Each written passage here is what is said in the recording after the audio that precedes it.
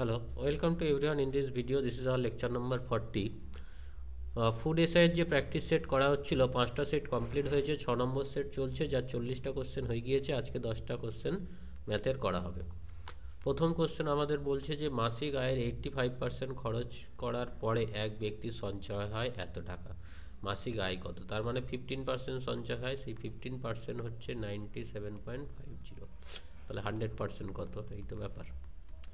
100/15 into 97.5, এর জন্য নিচে 100 হবে, কেটে গেল 100 100। 5 দিয়ে কাটি, 5 3 15, এটা 5 দিয়ে কাটলে 5 1 5, 4 7, 5 9 45, 2 5, 5 5 25, 0। 3 দিয়ে কাটছে কি দেখো তো, 3 6 18, 1 5, 3 5 15, 650 টাকা। অ্যান্সার হয়ে গেল অপশান সি। পরের কোশ্চেন বলছে একটি আয়তক্ষেত্রে 40% দৈর্ঘ্য 40% বাড়লো, এলটা 40% বাড়লে হবে 140/100 L, আর প্রস্থ ব্রেথ সেটা হচ্ছে 20% কমেছে, মানে 80/100 বি। তাহলে ক্ষেত্রফল কী হলো? আগে তো এলবি ছিল, এখন কি হলো? 140/100, 80/100 এলবি।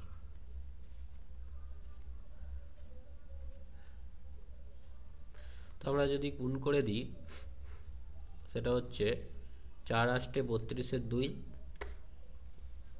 হাতে 3, 8 1 8 আর 3 11। তার মানে তো বেড়েছে, বাড়ার কথাই বলেছে। 100-র মধ্যে 112 হয়েছে, তার মানে 12% বেড়েছে। অ্যান্সার হয়ে গেল অপশান সি। নেক্সট কোশ্চেন বলছে কোনো সুষম ষড়ভুজের প্রতিটি অন্তঃকোণের মান এইটা, তাহলে বহিঃকোণের মান কত হবে? বহিঃকোণের মান হবে 180 ডিগ্রি মাইনাস 135 ডিগ্রি। 180 থেকে 135 বাদ দাও, তাহলে 5 4 45 ডিগ্রি। তাহলে বাহুর সংখ্যা কি করে বার করে? বাহুর সংখ্যা হচ্ছে 360 ডিগ্রি বাই বহিঃকোণের মান। তাহলে আমরা যদি কাটাকাটি করি 45-এর সাথে, 5 9 দিয়ে কাটলে 5 9 45, 4 9 36, 5 8 40, 8টি। তাহলে অ্যান্সার কী হয়ে গেল? Option B. নেক্সট কোশ্চেন দেখো, বলছে যদি এর আয় বি এর আয়ের থেকে 25% কম হয়, তাহলে এর আয় কত হচ্ছে? 75/100 অফ বি। তাহলে বি এর আয় এর আয়ের থেকে কত শতাংশ বেশি? তাহলে বি ইকুয়াল টু কী হলো? 100/75 অফ এ। তার মানে ব্যাপারটা এরকম, এ যদি 75 হয়, বি হচ্ছে 100।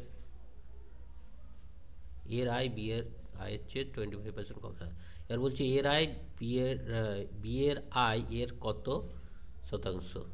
বি এর আয় এর কত, মানে এর রেসপেক্টে বি এর আয়টা কত?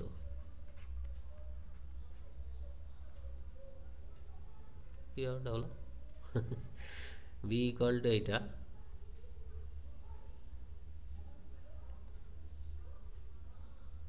তাহলে বি এর আয় এর আয়ের থেকে কত শতাংশ বেশি? ও, এর রেসপেক্টে করতে হবে, তাই তো? আচ্ছা, তাহলে 25 বেশি কত রেসপেক্টে? 75-এর রেসপেক্টে, ইন্টু 100%। 3, তাহলে 100-কে 3 দিয়ে ভাগ করো, 3 3 9, 33.33। Answer option C. Next question,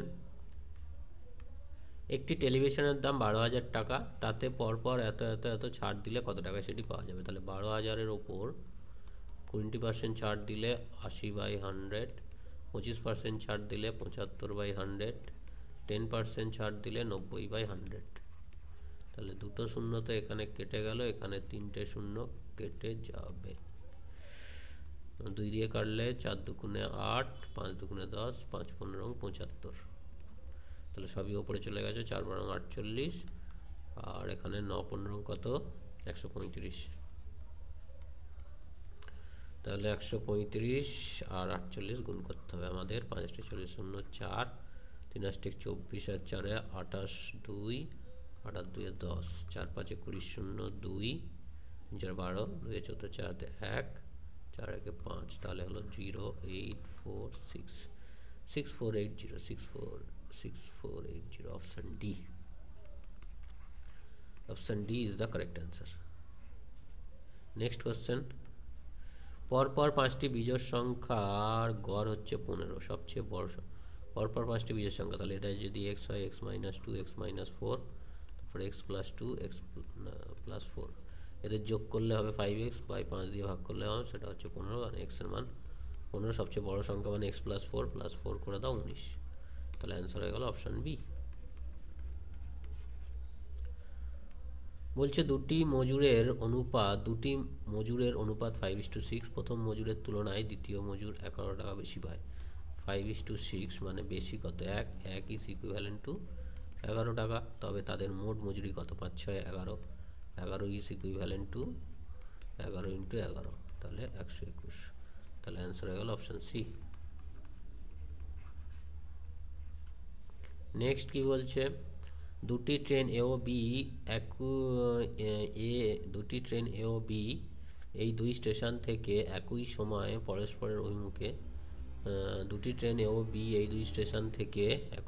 পরস্পরের অভিমুখে যথাক্রমে 20 আর 26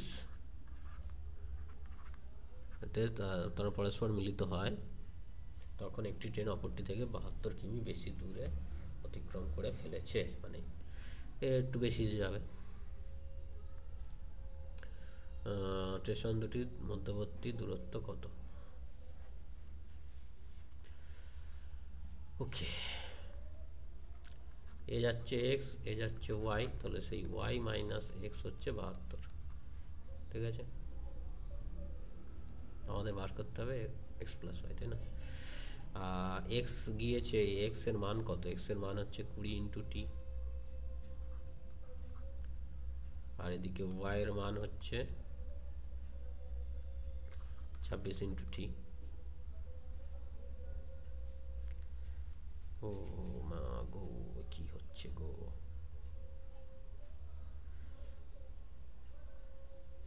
তাহলে এখানে যদি বসিয়ে দিই 26 মাইনাস 20 টি ইকুয়াল টু 72, তার মানে 60 equal to 72, T equal to 8, আমাদের বার করতে হবে কি এক্স প্লাস ওয়াই, তার মানে হচ্ছে 4060, তার মানে 46 ইন্টু 12, গুণ করো, 6 দুগুণে 12, 2 হাতে 1, 4 দুগুণে 8, টাকে 9, আর 9 6 15, 5 হাতে 1, 5 552, অ্যান্সার হয়ে গেল অপশান বি। পরের কোশ্চেন, 4 8 6 চতুর্থ মধ্যে, তাহলে এক্স ইকুয়াল টু কত হচ্ছে 6 8 বাই 4 12, অ্যান্সার হয়ে গেল অপশান এ। নেক্সট, ক্ষুদ্রতম কোন পূর্ণবর্গ সংখ্যা যথাক্রমে এইটা দ্বারা বিভাজ্য হবে? 15 24 25, এদের লসাগু করি। প্রথমে হচ্ছে 5 দিয়ে যাবে, 3 দিয়ে যায়, 3 5 15, 3 8 24 25, 5 দিয়ে যাক, 5 1 5 8, 5 5 25, আর তো যাবে না, তাহলে 3 5 15, আর 5 8 40, 4 15 60, 600, তাহলে 625 হচ্ছে ক্ষুদ্রতম কোন পূর্ণবর্গ সংখ্যা যথাক্রমে এত এত দ্বারা বিভাজ্য, মানে 600 দ্বারা ভাগ যাবে, এর মধ্যে কোনটা সব থেকে ছোট দেখতে হয়। 3600 যাচ্ছে, তাই না? 900 কি 600 দিয়ে ভাগ যায়? যায় মনে হয়, না যায় না, 600 তো 3600 দিয়ে ভাগ যাবে, 36, 900 হলে 9 বাই 6 হয়ে যাবে, এটা হলে তো বড় হয়ে যাচ্ছে, তো অ্যান্সার হয়ে গেল অপশান ডি, ঠিক আছে। তো এর সাথে আমাদের 50টা ম্যাথের কোশ্চেন হয়ে গেল, এরপরে আমাদের জিএস জিকের কোশ্চেন করা হবে নেক্সট ক্লাসে। Okay, so take care, thank you.